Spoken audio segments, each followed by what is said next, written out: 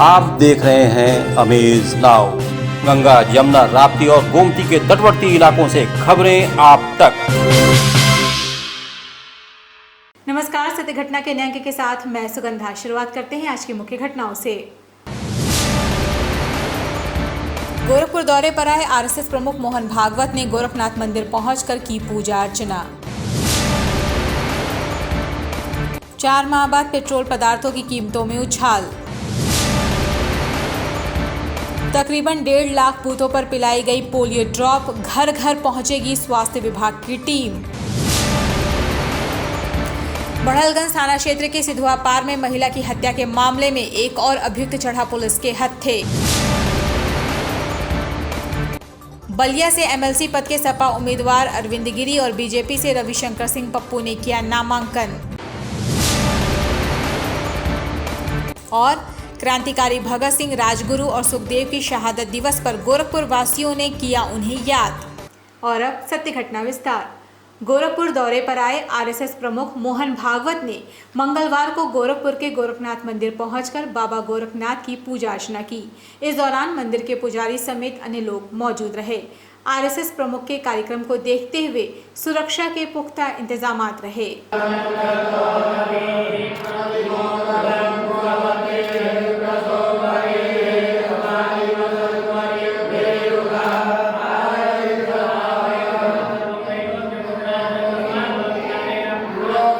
विधानसभा चुनाव खत्म होते ही एक बार फिर पेट्रोल के दाम बढ़ने शुरू हो गए।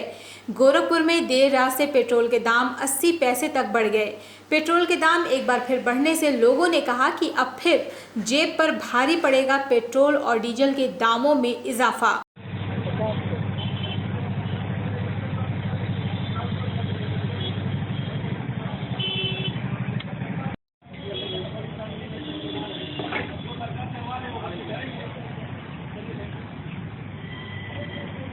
अस्सी पैसा आज बढ़ा है। हाँ 12 बजे रात से लागू हो गया।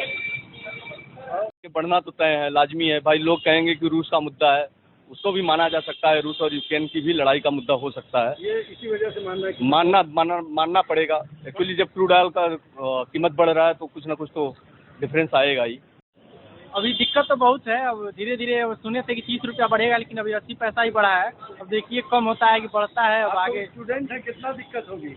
अब दिक्कत तो पॉकेट पे प्रभाव पड़ेगा। अब आज तो पेट्रोल भरवाने तो क्या पता चला। अब पता चला है कि 80 पैसा बढ़ गया, मतलब 1 ही रुपया बढ़ गया है।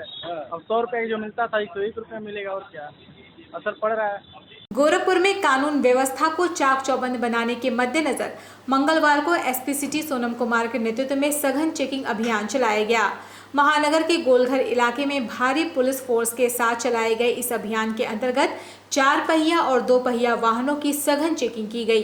इस दौरान पुलिस ने 4 पहिया वाहनों की डिग्गी खुलवाकर उसकी चेकिंग की। इस संबंध में एसपी सिटी सोनम कुमार ने कहा कि बोर्ड परीक्षा, चुनाव सहित कानून व्यवस्था के मद्देनजर ये चेकिंग की जा रही है।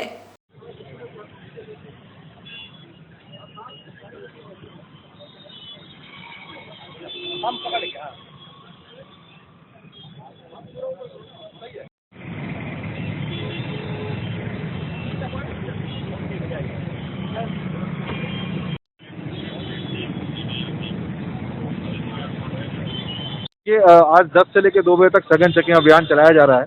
इसमें अलग अलग बैरियर्स पर चेकिंग की जा रही है, बैंक चेकिंग किया जा रहा है और सभी सीओ जैसे चो सभी को बाहर रखा गया है, सभी सड़क पे हैं और लगभग 500 से ज़्यादा एंट्रियां अभी तक हो चुकी हैं बैरियर चेकिंग ऐप से।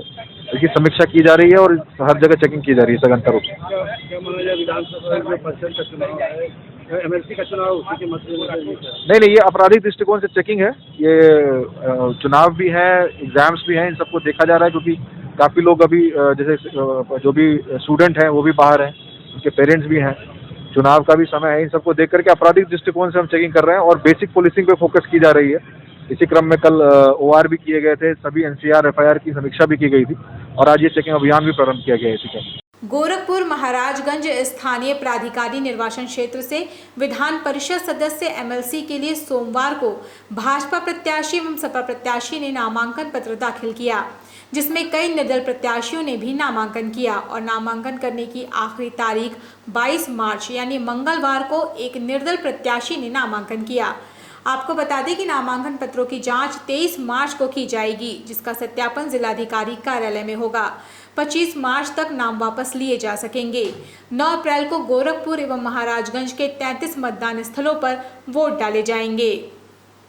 इस चुनाव में सांसद, विधायक, क्षेत्र पंचायत सदस्य, ग्राम प्रधान, जिला पंचायत सदस्य एवं नगर निगम, नगर पालिका व नगर पंचायतों के सभासद भी वोट देंगे।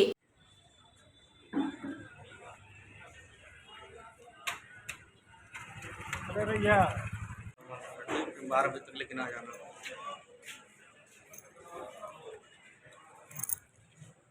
हाँ, जैसे आप देख रहे हैं कि नामांकन प्रक्रिया के तहत आयोग के निर्देशों के क्रम में कल नामांकन पर्चे भरे गए हैं। आज उनका सत्यापन पूर्ण किया जाएगा हमारे कार्यालय कक्ष में, और उसके लिए पूरी व्यवस्था यहाँ पे मजिस्ट्रेट्स की तैनाती और पुलिस व्यवस्था के साथ कराई जा रही है और सुगमता पूर्वक इसको व्यवस्थित रूप से किया जाएगा। साथ ही उसके पश्चात आचार संहिता का पालन एवं मतदाताओं के लिए पूरी व्यवस्था के साथ चुनाव प्रक्रिया संपन्न करने के लिए प्रबंधन व्यवस्था किया जाए। रविवार को लगभग 1.5 लाख बूथों पर पोलियो ड्रॉप पिलाई गई। इसके बाद स्वास्थ्य विभाग की टीम को घर घर जाकर बच्चों को पोलियो ड्रॉप पिलाना है।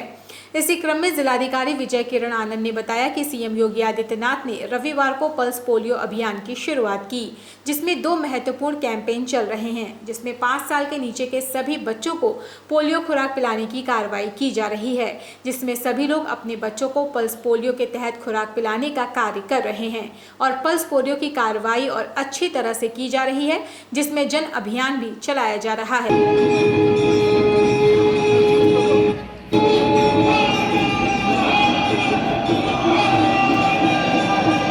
हाँ, 2 महत्वपूर्ण कैंपेन हमारे चल रहे हैं। जैसे माननीय मुख्यमंत्री जी के करकमलों द्वारा पल्स पोलियो अभियान का शुभारंभ हुआ तो घर घर दस्तक देके 5 साल से नीचे के सभी बच्चों को खुराक पिलाने की कार्रवाई की जा रही। अच्छी गति चल रही है, अच्छा जन अभियान इसमें चल रहा है। उसमें मैं अपील करूंगा आपके माध्यम से ज़्यादा से ज़्यादा लोग प्रतिभाग करें, एक दूसरे को प्रेरित करें और कोई भी बच्चा ना छूटे, इस उद्देश्य के साथ हम लोग कार्य करें। गोरखपुर के बढ़लगंज थाना क्षेत्र के सिधुआ पार में महिला की हत्या के मामले में पुलिस ने एक और अभियुक्त को गिरफ्तार किया है। पकड़े गए अभियुक्त का नाम तेज नारायण यादव है। इस संबंध में जानकारी देते हुए एसपी साउथ अरुण कुमार सिंह ने कहा कि महिला को घर में घुसकर बदमाशों ने गोली मारी थी। महिला की हत्या कोरिया में रहने वाले उसके भतीजे ने किराए के हत्यारों से कराई थी। उन्होंने कहा कि पकड़े गए बदमाश पर 25,000 का इनाम भी घोषित किया गया था।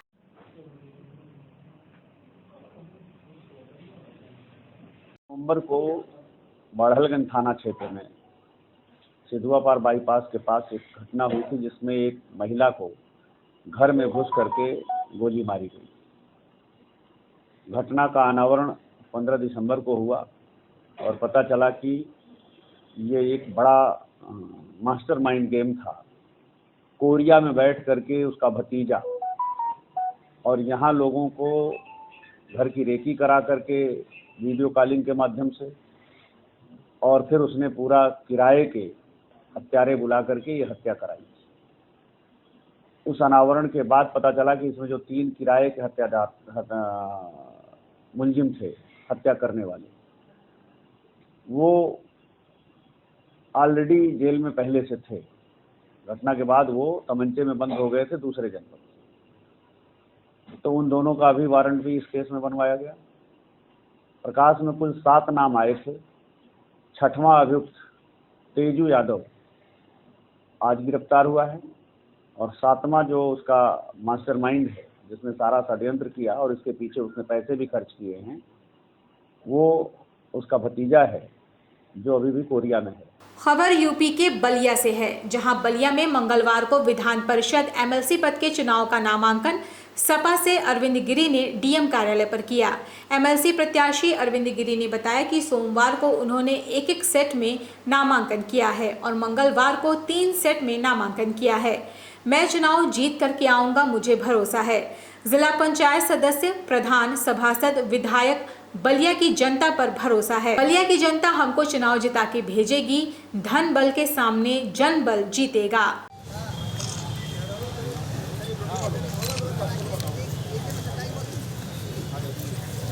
फर्स्ट टाइम है। कल मैंने एक सेट नामांकन किया था, आज एक सेट दूसरा नामांकन। मैं चुनाव जीत करके आऊँगा।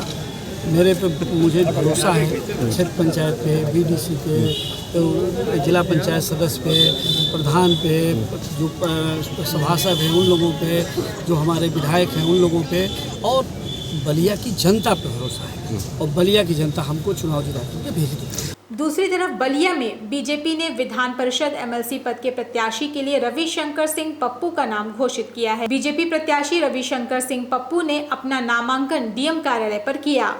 रविशंकर सिंह पप्पू ने बताया कि उन्होंने नॉमिनेशन किया है और 2022 में कोई सुबह नहीं है।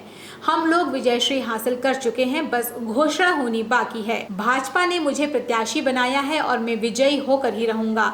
अगर मेरे पास जनबल नहीं होता तो मैं 3 बार कैसे विजयी होता।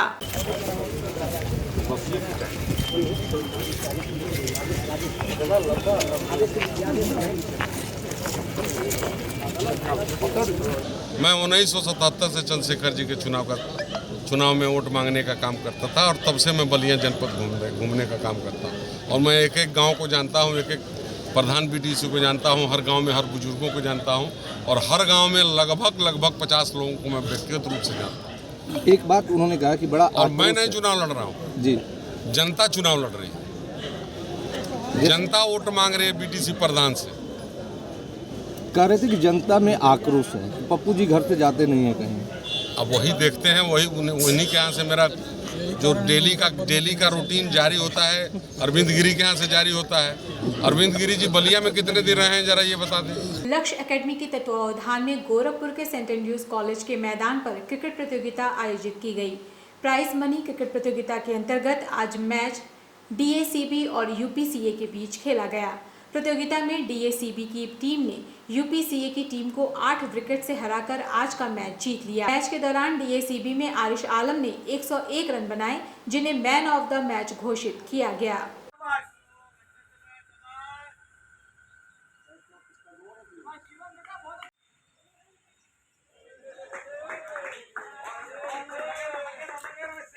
प्राइज मनी क्रिकेट टूर्नामेंट चल रहा है लक्ष्य एकेडमी के तत्वाधान में और लीग कम नॉकआउट बेसिस पे। पहला पूल अभी चल रहा है हम लोगों के यहाँ सेंट एंड्रयूज कॉलेज पे मैच और रेलवे ग्राउंड पे मैच, 2 जगहों पे मैच चल रहा है। उप विजेता के लिए 2 लाख रुपए और विजेता को 3 लाख रुपए का पुरस्कार है और बाकी स्पेशल प्राइजेज हैं, best batsman, best bowler, best allrounder. अमर शहीद भगत सिंह, राजगुरु और सुखदेव की शहादत दिवस की पूर्व संध्या पर आज विश्व का सबसे लंबा तिरंगा समिति द्वारा गोरखपुर के भगत सिंह चौक पर स्थित भगत सिंह की प्रतिमा पर माल्यार्पण किया गया। इस मौके पर समिति के सदस्यों ने भगत सिंह अमर रहे के नारे भी लगाए। इस संबंध में समिति के संयोजक रघुवंश हिंदू ने कहा कि भगत सिंह, राजगुरु और सुखदेव जी के बलिदान को कभी भुलाया नहीं जा सकता।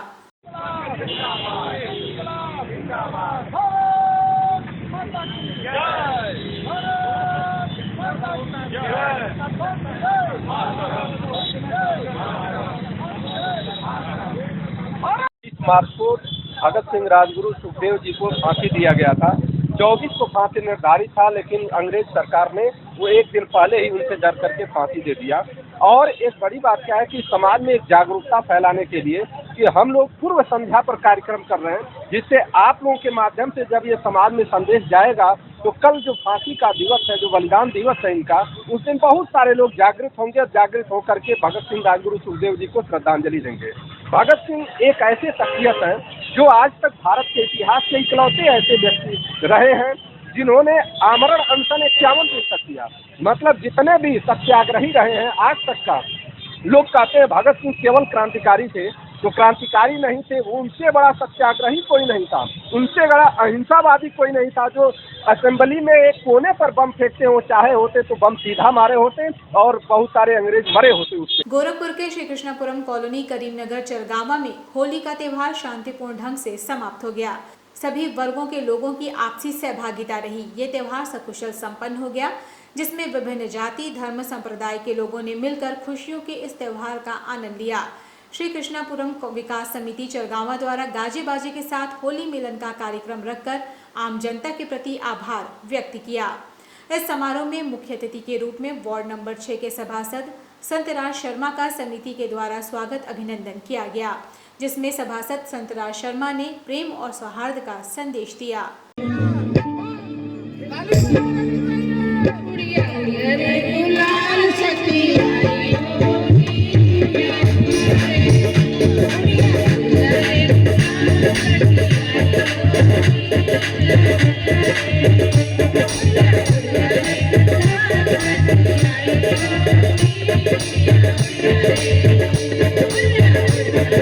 सत्य घटना में ये थी अब तक की खबरें। तेज सटीक और ताज़ी घटनाओं को जानने के लिए जुड़े रहें अमेज नाउ के Facebook page, YouTube channel, web portal से। इस संग में बस इतना ही। अगले अंक में आपसे फिर से होगी मुलाकात। तब तक के लिए हमें इजाजत दीजिए। नमस्कार।